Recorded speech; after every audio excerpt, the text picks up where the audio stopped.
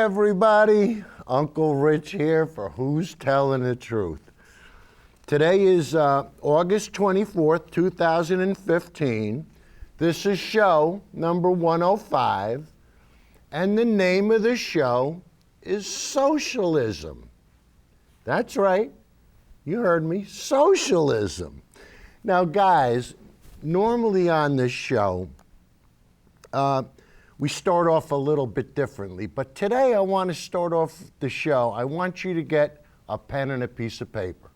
I'm not kidding, really. Go grab a pen and a piece of paper or a pen and a marker.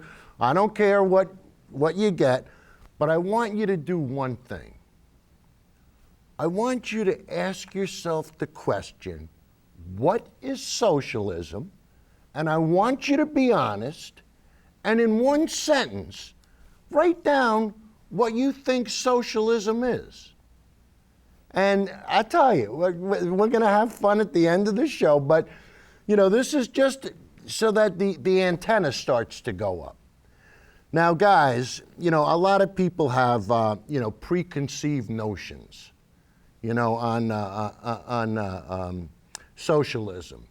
And tonight's show, it's gonna all be about socialism. We're gonna have a clip from Jeff Foxworthy. We're gonna have some good comedy from Bill Maher. We're gonna introduce you to Richard Wolff. Guys, he's an economist, and I'm telling you, once you listen to him, you're gonna say, aha, maybe I had the wrong impression of what socialism really is. But, you know, like I said, we're going to have Bill Maher, we're going to have a clip from Robert Reich, we're going to talk about the Coke problem, you know, the billionaires. And, you know, guys, a lot of times, you know, when we think about socialism, we have preconceived notions. You know, when I was growing up, you know, Sister Jean Marie and Sister Dorothy Ann and every other nun I had, and all the priests, and all the high school teachers, when it came to the question about economics, it was always the same. Capitalism was good, socialism is bad, and communism is pure evil. And guys, I went through life with that implanted in my brain. And what else, you know, happened that really got you to think about socialism? Think about what St. Reagan said. That's right, think about what President Reagan said. What did he call Russia? What did he call the United Socialist Soviet Republic? He called them the evil empire. We've always been taught that socialism is evil. Guys, it's not. And tonight, you know, we want to talk about that. But the one thing is, you know, when it comes to socialism, and Judy, you can phase in on the first graphic, a lot of people are afraid to be labeled a socialist. And guys, I got to be honest with you, I'm one of them. I'm a socialist, but it took me a while to be able to say it, because all these years of growing up, I was taught it was wrong, it was bad. Guys, tonight, we're gonna look at it and we're gonna have some fun, and hopefully you've written down, you know, what you think socialism is, so by the end of the show, hopefully you'll have a different opinion, or hopefully you'll understand more and we'll learn together. And that's what this show is all about. But guys, we want to have fun in the beginning. So we're going to play a clip from Jeff Foxworthy, because I want to steal a page out of his book. So Judy, let's have the first video. Oh. All right, you know they're not going to leave unless you do some You Might Be a Redneck.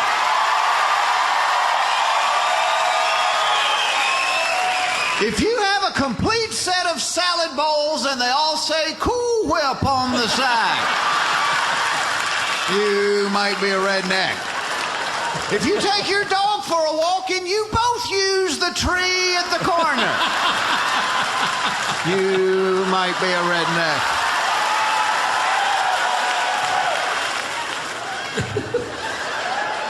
If your wife says she's game and you shoot her, you might be a redneck. If your panty lines can be seen from aerial photographs, you might be a redneck. If you've ever been accused of lying through your tooth, you might be a redneck. So guys, if you were caught lying through your tooth, you might be a redneck. Hey, that reminds me of a cute little joke. What has 3 teeth and an IQ of 100? The front row of a Willie Nelson concert. All right, but guys, you know, we're talking about you might be a redneck. Well, you know, I'd like to steal a page out of his book and turn the tables a little bit. And I'd like to say, you know, how you might be a socialist. So, if you agree that women should be paid equally to men, you may be a socialist. If you believe in a 40-hour work week, you may be a socialist. If you believe in being paid overtime, time and a half for your overtime, you may be a socialist.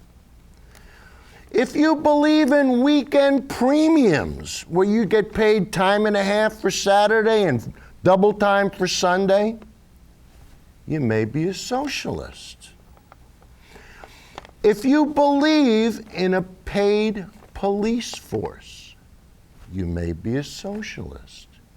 If you believe in a paid fire department, you may be a socialist. Somebody's trying to call me, but they ain't getting through. Guys, if you believe in child labor laws, you may be a socialist. If you believe in child care, you may be a socialist. If you believe in debt-free college education, you may be a socialist. If you believe in raising taxes on the wealthy, you may be a socialist. If you believe in fair trade that protects workers, the environment, and jobs, you may be a socialist. If you believe in retirement benefits and Social Security, you may be a socialist. If you believe in libraries, you may be a socialist. Guys, we're all socialists, aren't we?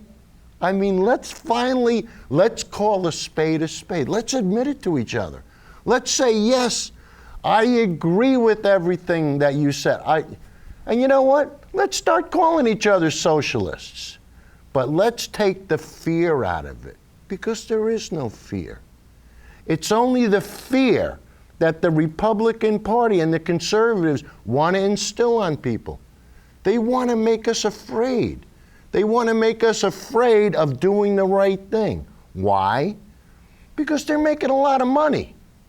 You know, and that's why I love to hate Fox so much, because it's the brainwashing. You know, it's people like Uncle Joe. I asked Uncle Joe, you know, to give me a one sentence statement on socialism. He rambled on. And, well, socialism, they want to steal from the successful people. I said, Joe, what are you talking about, stealing from the successful people? When GE pays no money in taxes, they're stealing from they're stealing from us, Joe. They're not paying their fair share. But Uncle Joey's been brainwashed, and so is Marty and Dave Straight and all the other capitalists, that this is the way business should be done. And it's not. We have to change the business model. It's that simple. All right. Now, guys, you know, a lot of times we talk. Now I'm going to show you something it's just going to blow you away. So Judy, let's have still number 2. And guys, let's take a good look at this. This is the source for this is Bernie Sanders. And if you read it right now, billionaires pay into the Social Security Trust Fund the same amount of money as someone making $110,000 a year. And if we lift that cap to $250,000, if we just do that, Social Security will be solvent for the next 75 years. Bernie Sanders is the source. He said it on May 15th of 2012. This guy doesn't change his tune. That was 3 years ago, and he's still singing the same song. Sometimes the solutions really are this simple. Why should I have to pay more than 6% of my income to payroll taxes while millionaires often pay less than 1% of theirs? Elizabeth Warren is right. The system is rigged. And guys, that's what we're talking about. You know, we're talking about an increase that the millionaires and billionaires won't even notice. Think about all those guys running around on the football field every Sunday. Virtually all of them are millionaires. And what? They only pay the tax of $118,000. Look at the Koch brothers. Made $40 billion last year. They pay the same amount as someone that made $118,000. The table's tilted. The game's rigged. And believe me, once you present this to people, how can you argue with this? I mean, these people won't even miss the money. When you make that much money, you don't miss it. So now, we're going to show you, what prevents people from thinking that something like this won't work? What gives them that fox-like attitude that where nothing gets in? Guys, it's really simple. They're in a bubble.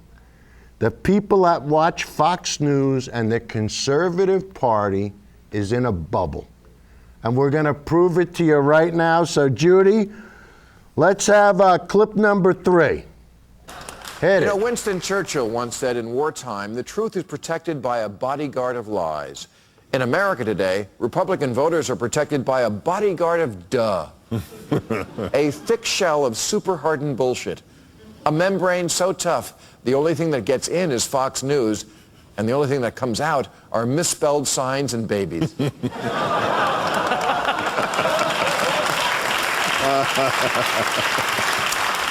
Has this ever happened to you? You go home for Thanksgiving and your uncle from Ohio is there, who you thought was normal.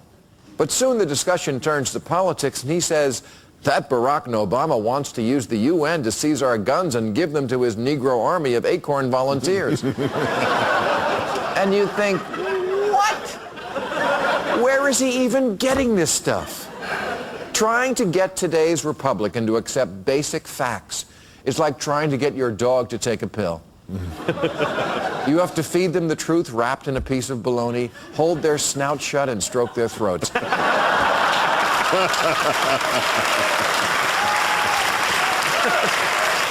And even then, just when you think they've swallowed it, they spit it out in the linoleum. Gore called his project 24 hours of reality, and that's the problem. Half the country doesn't believe in reality. But I guess it's unfair to accuse Republicans like this without a typical Republican voter to refute my points. So tonight, we have here in the studio, please welcome him with a nice round of applause, a typical Republican voter.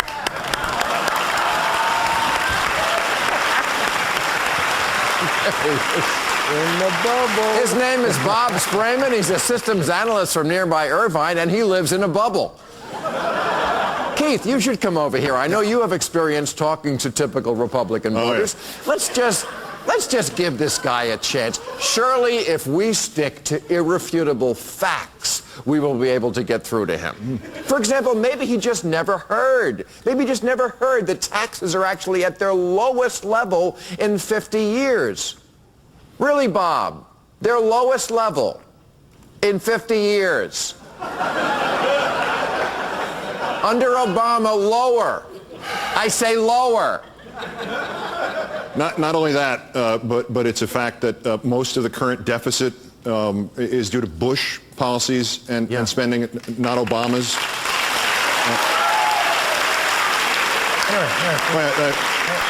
Bob, Keith is talking now. I say Bush, as opposed to Obama, because Bush started wars and cut taxes at the same time. Something no one's ever tried. Bob, I'm just going to blurt it out. Reagan raised taxes. Reagan raised taxes 11 times. and tripled the debt. Social Security is solvent until...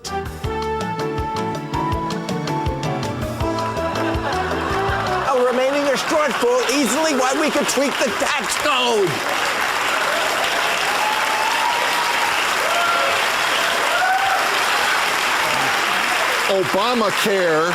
Obamacare is in no way government takeover of health care. In fact, it forces people to become customers of private insurance companies. You information-free, bleach-drinking half-wit.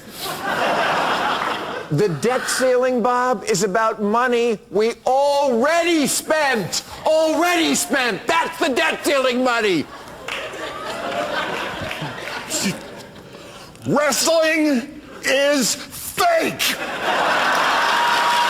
right, that's our show. I want to thank my guests, Keith Olbermann, Rich Galen, Jennifer Donahue, Louis C.K., and Dexter Filkins. And don't forget, you can watch us now on Overtime on HBO.com. Thank you, folks.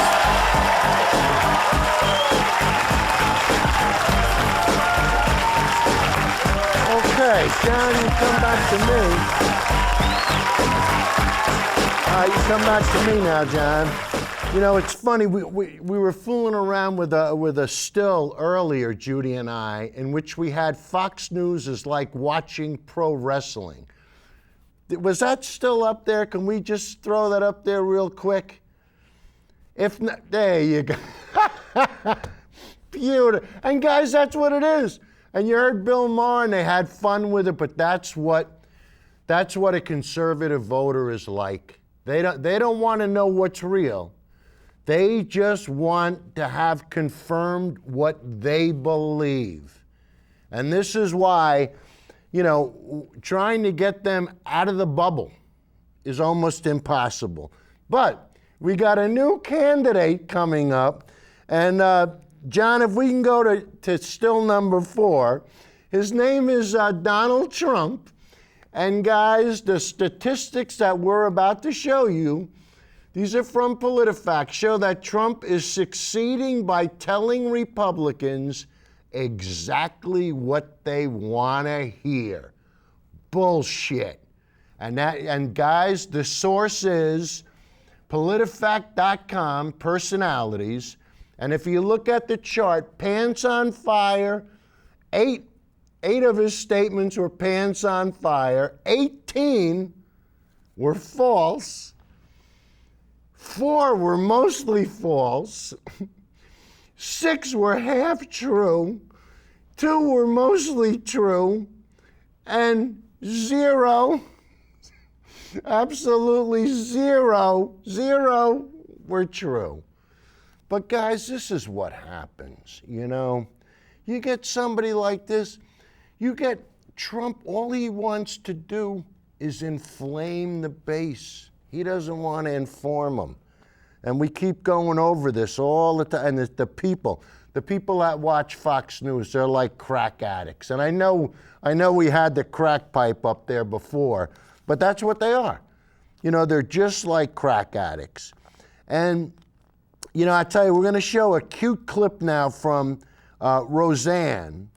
And Roseanne meets the state rep. And let's pretend The state rep is your average Republican politician. And guys, listen how he tries to pull a double reverse, and listen to how Roseanne sniffs him out and gives him the old bada bang. Guys, this is a fun clip. Enjoy it. John, hit it. Hi, I'm Mike Summers, your state representative. How you doing? Great. Good. I'm going door to door trying to get to know my constituents. Oh, door to door, huh? That takes a lot of time. Why don't you just go down to the unemployment office and see everybody at once? I hear you. And you're right. We can't let this area's workforce lay idle. That's why bringing in new business is my #1 priority. How? Through tax incentives. See, we're going to make it cheaper for out-of-state businesses to set up shop right here in Lanford. So they get a tax break? Yeah, that's why they come here. Well, who's going to pay the taxes that they ain't paying? Well, you will, but you'll be working. Good, steady employment. Union wages? Well, now, part of the reason these companies are finding it so expensive to operate in other locations... So they're going to dump the union so they can come here and hire us at scab wages, and then for that privilege, we get to pay their taxes. Is your husband home? Well, he's on the phone trying to keep us from losing our house. Hey, let's talk about that. See, we're broke. I can't even afford to go buy groceries unless it's double coupon day. Mm-hmm. You know, we should talk about that. Oh, but I have several houses I have to get to before I quit. Well, hey, great. I'll come with you. Boy, it's getting rough out here, Mike. Yeah. You know, it's getting so my son is going to have to wear my daughter's hand-me-downs, and for real this time, not just for fun. Guys, I mean, you know, could you argue with it? I mean, you see what's going on. You see why we're in the shape we're in. The middle class is disappearing, and that's one of the reasons why. But now we're going to talk to an economist, and I'm going to be honest with you, I didn't even know this guy existed until last week. And I watched a couple of his clips on YouTube, and his name is Richard Wolff. He's the emeritus he's the economics emeritus from the University of Massachusetts, Amherst, where he taught economics from 1973 to 2008. He is currently the visiting professor in the graduate program in international affairs in the New School University, and he teaches classes regularly at the Beck Forum in Manhattan. His education, he has a BA in history from Harvard in '63, an MA in economics from Stanford in '64, an MA in history from Yale University in '67, and a PhD in economics from Yale University in '69. So guys, this guy is no slouch. And you know, to take it one step further, I didn't even know what an emeritus was, so I had to look it up. And guys, I'm gonna give you the definition so that if you get on Jeopardy, you know, you'll at least be able to give the answer. An emeritus is the former holder of an office, especially a college professor, having retired but allowed to retain their title as an honor.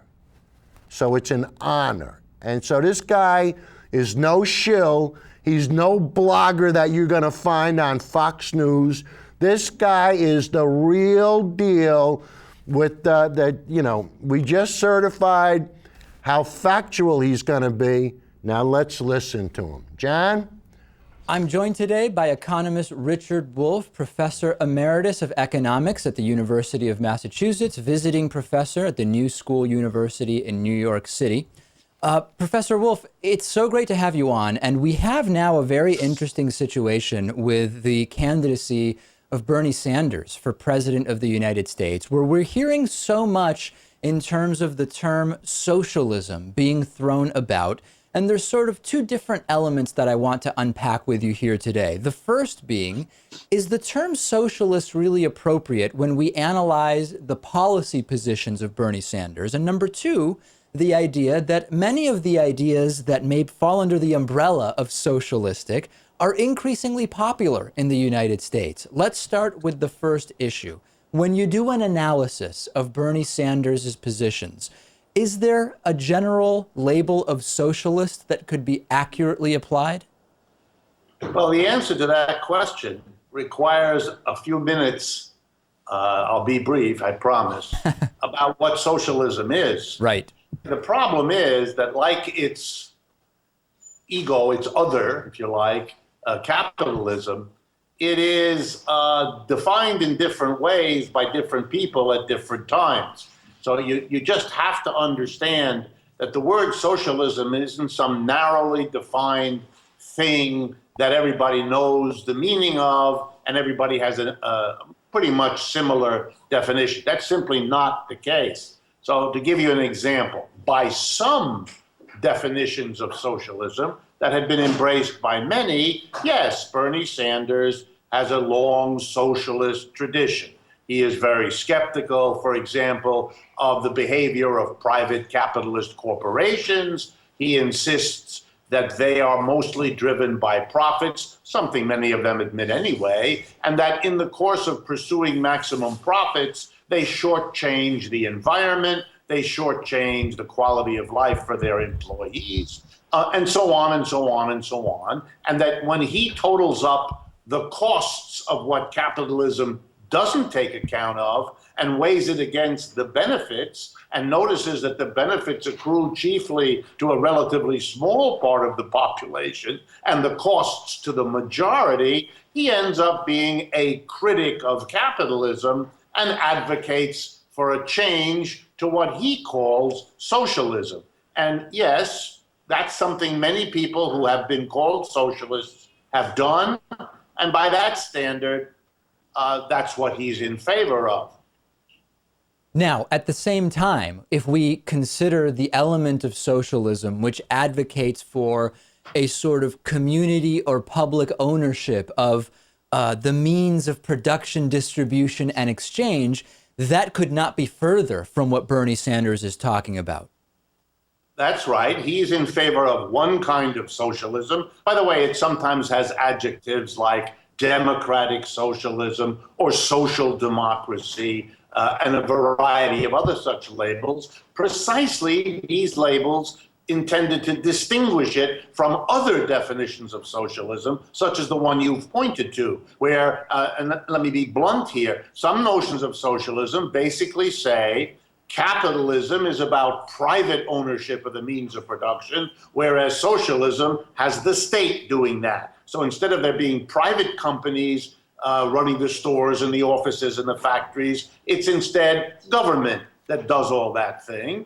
And the second part of that older definition says that instead of letting the market determine who gets what, the government uses a plan to distribute resources and products in the way that planners think is appropriate. So another definition of socialism that Bernie Sanders clearly does not agree with is focused on government ownership instead of private and government planning instead of markets. And that would be the kind of socialism associated with the Soviet Union, the People's Republic of China, Cuba, at least until recently. Cuba's changing and so on. But yes, so you have one kind of socialism that fits Bernie Sanders and another kind that does not. You know, guys, one of the things about socialism, it's almost like it's a dirty word. You know, like there's a taboo, you know, a socialism taboo, you know, and all it is, you know, it's we against the me idea. You know, and when we decided to come down from the trees and start walking upright, you know, we decided that socially we needed each other. You know, you got my back, I got your back. You know, when there's a tribe of us, it makes us less appealing for the lions to eat us. You know? So we have social responsibilities. And this is the thing that drives me nuts is, you know, how you get the billionaire class where they want to enjoy the benefits of America, but they don't want to accept responsibility and start paying their fair share.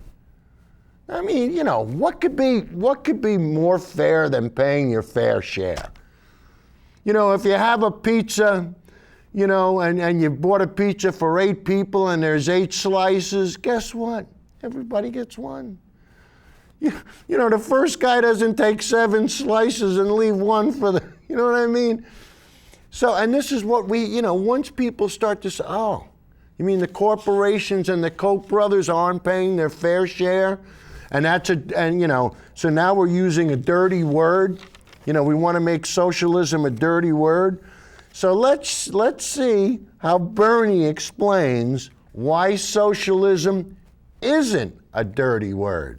So John, let's have the next one. How are you? I'm great. How are you? Good. You holding up so far? Doing great. Okay, good. Now, first of all, you look great. Thank Your you. hair looks great.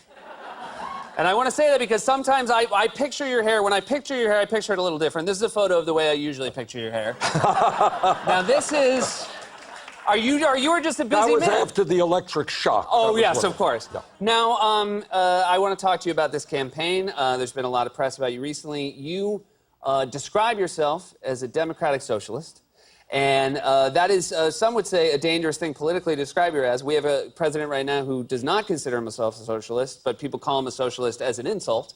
So are you worried and concerned at all about framing yourself as this, that a thing that so many people have a negative connotation? Not if we have the opportunity to describe what democratic socialism means. And what that means is you have countries like Denmark, Sweden, Norway, other European countries which have had social democratic governments and labor governments. And the result of that is, in those countries, health care is a right of all people. I don't see that as a great problem. At a time when so many of our young people can't afford to go to college, tuition is free in many of those countries. Excellent. They have excellent child care, strong retirement benefits. They're often very strongly pro-environment, taking on climate change. So I think when people understand that in those countries, governments are working for the middle class rather than the billionaire class, I think we can get our message across. I agree. And as someone who just came back from Sweden, I can also tell you they speak Swedish there. That is... Now, it's interesting. I always find that politicians are in trouble whenever they say our country should emulate other countries. I feel like there's this idea that America... certainly when you talk about politics, you have to frame us as we do everything perfectly. Is it dangerous? How hard is it to say we should, in this field, we should be more like these I think we've countries? got to be honest. There are a lot of things that we do very, very well. But there are things that we do not do particularly well. Are we happy that 99% of all new income is going to the top 1%? Are we happy that one family in this country owns more wealth than the bottom 130 million people? Are we happy that we have a campaign finance system now through Citizens United that allows billionaires to buy elections? Are we happy that we are not fighting effectively against climate change? So I think smart people look around the world and they say, look, this is what we are doing well, but this is what other countries are doing well. And I think we should learn and not be afraid to emulate the good things that are going on in other countries. Now, you are... Some have tried to frame you as this fringe candidate, but a lot of the things you believe are things that the majority of Americans believe. You know, you've talked about raising the minimum wage to $15. You've talked about making college education free for everybody. Public college education. Yeah. How would you pay for that? Good question. And the answer is that at a time when we have massive income and wealth inequality, we have got to ask the wealthiest people and largest corporations to start paying their fair share of taxes. It's simple as all that. Right now, we are losing over $100 billion every year because profitable corporations are stashing their profits in the Cayman Islands and Bermuda and other tax havens. You got a guy like Warren Buffett, one of the richest guys in the world, who openly admits that his effective tax rate is lower than his secretary's. So I think it is time to tell the billionaire class that if they want to enjoy the benefits of America, they've got to accept their responsibilities and they have to start paying their fair share of taxes. Now, you talk about how, you know, all the income growth in this country over the last 30 years, so much of it has gone to 1%. Yes. So it seems like it would be a great position as a candidate to talk about something that would benefit the other 99%. Yet this idea of when you say redistribution of wealth, that always gets framed as something that's not only socialist, but, you know, some would frame it as being worse than that. Well, Seth, here's the story. In the last 30 years, there has been a massive redistribution of wealth. Unfortunately, it's gone in the wrong direction. What's happened is the middle class has shrunk and trillions of dollars in wealth have gone to the top 1%. So what you have right now is millions of people in this country are working longer hours for low wages. We have the highest rate of childhood poverty of any major country on earth. And I think we have got to get our act together. And in fact, I do believe that all of that money that has gone from the middle class to the top 1%, I think it should start coming back to the people who need it the most.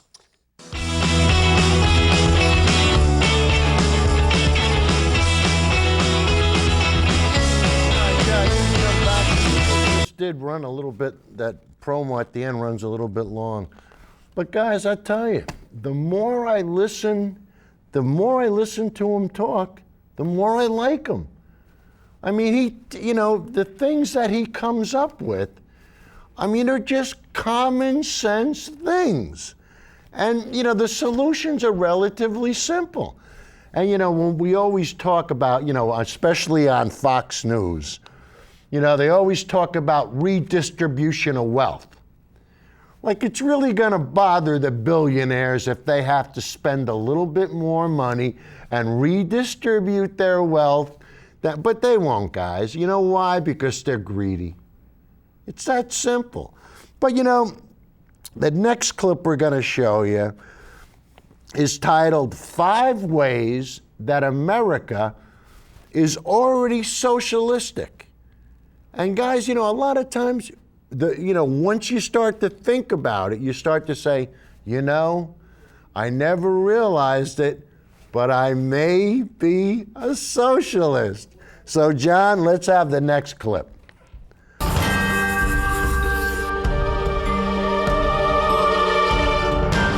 No word strikes more fear into the heart of Fox News anchors. No 4 syllables shakes the 1% more to its core than socialism. The problem with socialism is, why would President Obama want America to be more socialist than capitalist? 43% of 18 to 29-year-olds think socialism is okay. Socialism is a dirty word in American politics. It's lobbed at presidents to try and tear them down and used by outsiders to set them apart. But what is it? Socialism is a political and economic theory of social organization that advocates the means of production, distribution, and exchange should be owned or regulated by the community as a whole. There are many different types of socialists, but the main idea is that the rich and the powerful don't get to call all the shots when it comes to the economy. But here's the thing that no one will tell you. America is already socialist. Here's why. Americans work like socialists. You know those 2 days a week where your boss can't berate you? What are they called? The weekend. The weekend was never part of big business's plan. It was fought for and won by the labor movement of the late 19th and early 20th centuries, a labor movement that was full of socialists. In 1938, Congress passed the Fair Labor Standards Act. It established a 40-hour work week, minimum wage, and eliminated child labor, which is a good thing, unless you run a sweatshop. Some of the most remarkable Americans, maybe even some of your heroes, were socialists. Mark Twain, Ernest Hemingway, Jack London, Cesar Chavez, Helen Keller, even Harry Houdini was a socialist.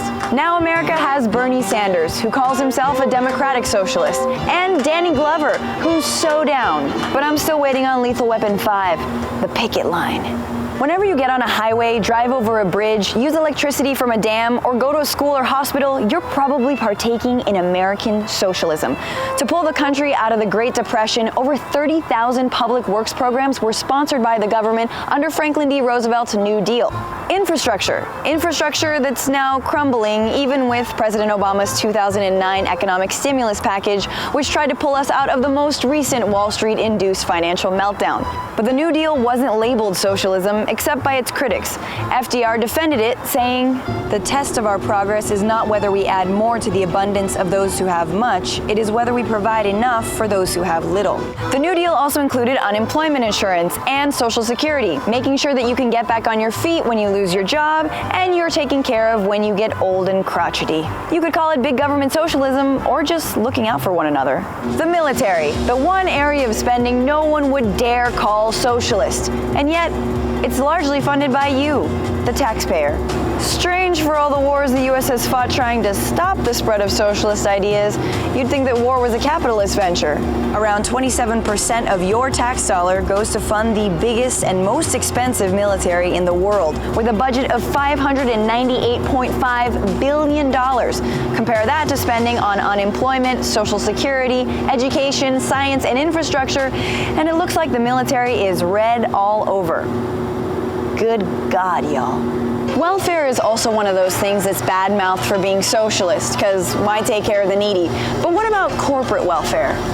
Since 2000, Uncle Sam has given $68 billion in business grants and tax credits, 2/3 of which has gone to large corporations. Transportation and energy are the biggest beneficiaries. Even some of the biggest corporations, like Walmart, encourage their employees to use food stamps and other government services, because apparently the most profitable corporation in the world can't pay a livable wage.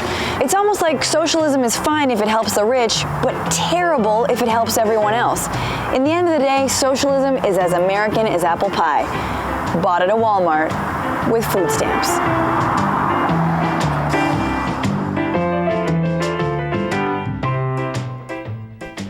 All right, John, you can come back to me. Guys, did you see that one stat that they had up there? 27% of our tax money goes into military spending. Are we crazy? What's wrong with us? I mean, this is ridiculous. And what do we need the military for? To protect the interests of the fossil fuel industry, right? Am I right, guys? We need an army and a navy so that we can protect the flow of oil. We don't need it anymore. We got wind and air. When are we going to, I mean, well, we're doing great with everything, but I mean, when is everything going to go to renewables? And when are we going to stop the BS? All right, now, guys, the next clip is going to blow you away because it's going to show you that the NFL is the largest socialized industry, the most prosperous and profitable entities in this country. That's right, the NFL. And how is it so successful? They use the socialist approach. Everything goes into one big pot and everybody shares it. That's right. Every team pays their fair share. It's all equal. It's distributed evenly. The table isn't tilted, the deck ain't stacked. They're doing it the right way. This is a business model that should be shared. And guys, because you know they take care of their employees, let's be honest with each other. The NFL players are very well taken care of, and after 5 years, they're vested for life. So let's see how they do it. John, hit us with the next clip.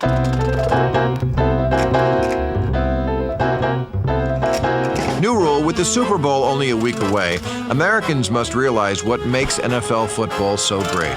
Socialism. That's right, the NFL takes money from the rich teams and gives it to the poorer ones. Green Bay, Wisconsin has a population of 100,000. Yet this sleepy little town on the banks of the Fuckifino River has just as much chance of making it to the Super Bowl as the New York Jets. Now, me personally, I haven't watched a Super Bowl since 2004, but I get it. Who doesn't love the spectacle of juiced-up millionaires giving giving each other brain damage on a giant flat-screen TV.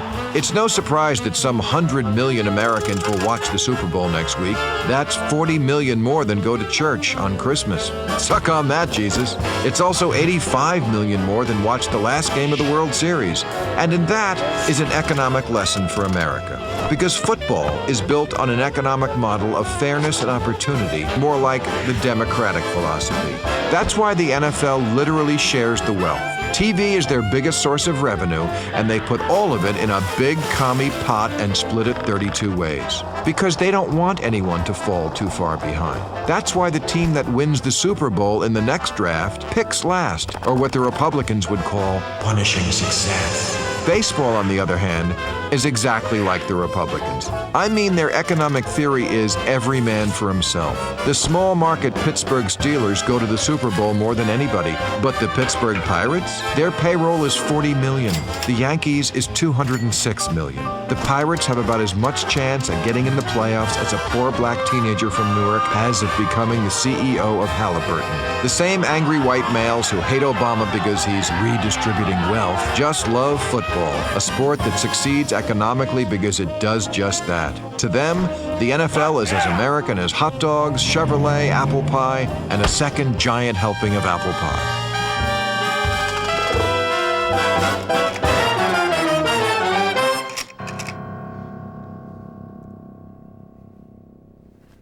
So if you enjoy the way the money is distributed in the NFL, you may be a socialist. Really? I mean, is it becoming apparent? I mean, you're starting to say, you know, I like this idea, but guys, it's still a dirty word. You know, and what about the religious people? You know, what about them when it comes to, you know, to socialism? Because, you know, a lot of times, you know, they're so fearful because they think that socialism is anti-godlike. Guys, I got one thing to say to you. There is nobody in the history of the world that was more socialistic than Jesus. I mean, it's so simple. He said, take care of the sick. He said, feed the poor. He said, take care of your fellow man. Treat other people the way you want to be treated. Yes, everybody, Jesus was a socialist. And once everybody starts to get that through their minds, they're going to go, you know what? I like this socialism stuff.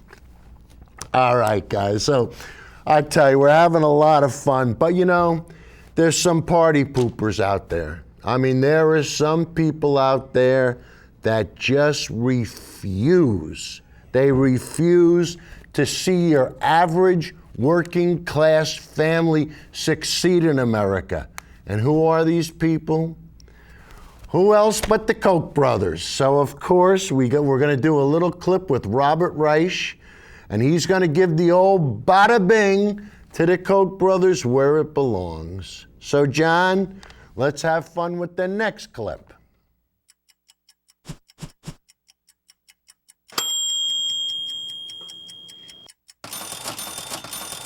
A number of billionaires are flooding our democracy with their money, drowning out the voices of the rest of us. But Charles and David Koch are in a class by themselves. They're using their fortune, they're the fifth and sixth richest people in the world, to create their own political machine designed to protect and advance their financial interests. The Koch machine includes, number one, political front groups pouring hundreds of millions of dollars into elections at every level of our democracy, while disguising the sources of the money. Number two, giant advertising campaigns to convince Americans climate change is a myth. The Affordable Care Act will harm them. Unions are bad, and wealthy people deserve tax cuts.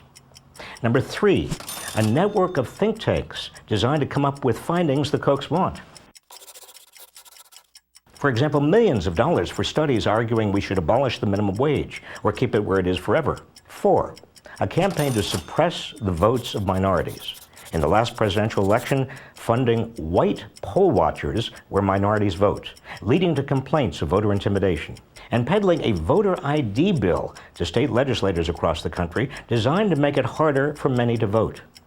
Number 5, a nationwide effort to bust unions, funding anti-union campaigns in states like Wisconsin, and pushing an anti-union law that's been used in dozens of states to undermine workers' collective bargaining rights. And 6, a long-term strategy to unravel America's campaign finance laws, even organizing secret meetings with sympathetic Supreme Court justices. The Koch political machine would be troubling in any circumstance, but it's especially dangerous in present-day America,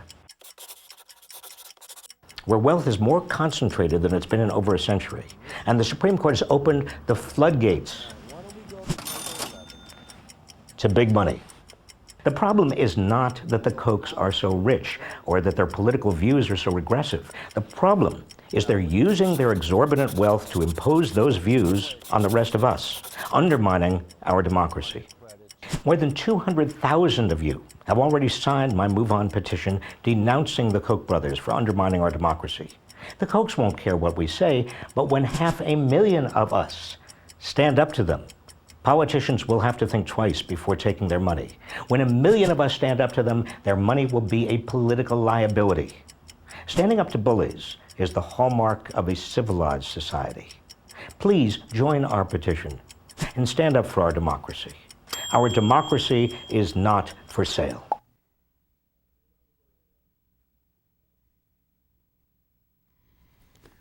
Guys, standing up to bullies, that's what it is. And you got people that'll defend the bullies, like Marty and Dave Straight. You know, they're in lockstep with these guys. And why? I don't know why. I honestly don't know why. I mean, why would you want to vote against your own interest? Why would you not want to see people have health care? Why would you not want to see all these things? Something ain't right. So, I mean, you've been brainwashed. These guys have been brainwashed. And you know, part of what they do is the conservatives and the Republican Party, they almost use guerrilla tactics. I mean, because when you can't win a fair fight on issues, you have to subvert the different tactics. So let's get a look at a private meeting at some of the guerrilla training that the Koch brothers offer the conservatives. So, John, let's have number 11.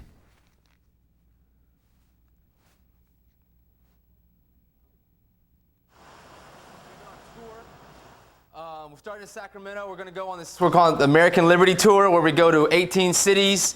We hold presentations like this, educational seminars. We do blogger breakfast, where we connect bloggers in the cities. And then we hold Liberty rallies at night to get people fired up. Right? We just turn over cars, set them on fire. Over 200 years ago, guys, a group of people just like you did something extraordinary. Ordinary people doing extraordinary things. They were activists just like you. I truly believe that. They were activists then. We are activists now. Make no distinction about it. So what do? We become digital activists. We identify the medium, we learn the medium, we manipulate the medium. It was printing presses then, it's the internet now. That's where we influence the hearts and minds of our fellow citizens. The Tea Party's got us running up the hills. American majority is trying to give you the tools, the muskets, right? So, here's what I do. I get on Amazon, I type in liberal books. I go through and I say 1 star, 1 star, 1 star. The flip side is you need to go to a conservative, libertarian, whatever, go to their products and give them 5 stars. Okay? So literally, 80% of the books I put a star on, I don't read. So that's how it works, okay? There's places, this is where your kids, I promise you, this is where your kids are getting information. Rotten Tomatoes, Flickster, those are places where you can rate movies, okay?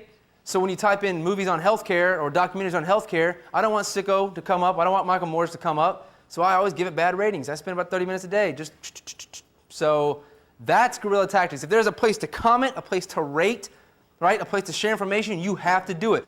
That's how you control the online dialogue, give our ideals a fighting chance.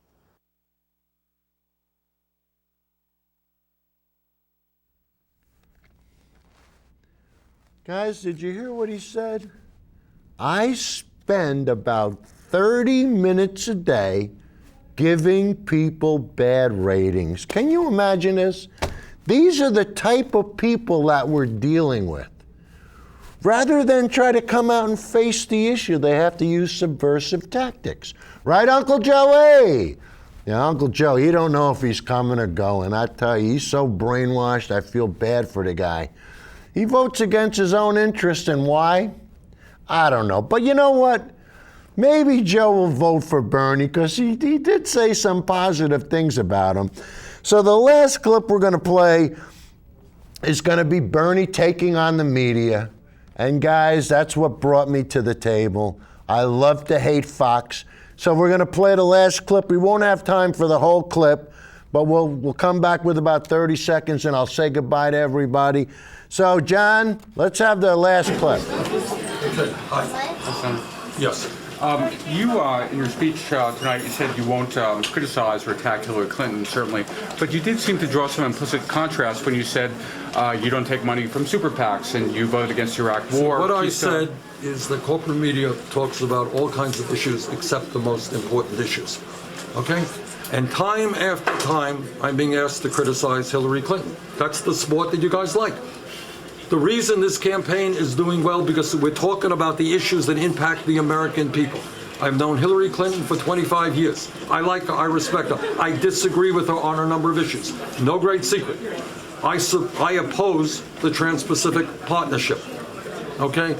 I want to raise the minimum wage to $15 an hour. Doesn't she? No, not to the best of my knowledge, no. I believe I am opposed to the Keystone Pipeline.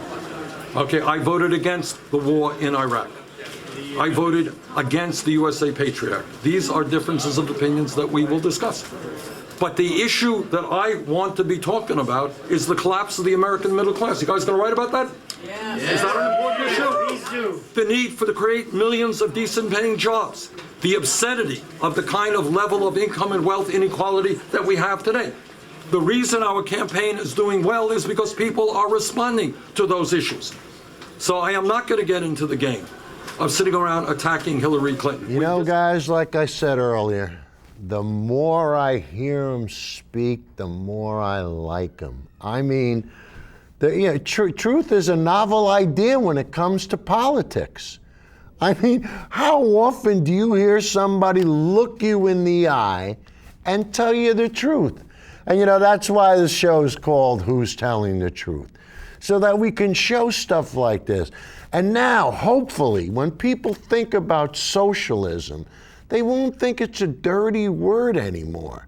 And I tell you, even though I still have problems saying it, I'm sure as time goes on, things will clear up and we'll feel much better. So guys, next week, we're gonna talk about getting solar for your house where you do it yourself. So we'll see you next week, guys. Take care. Toodles.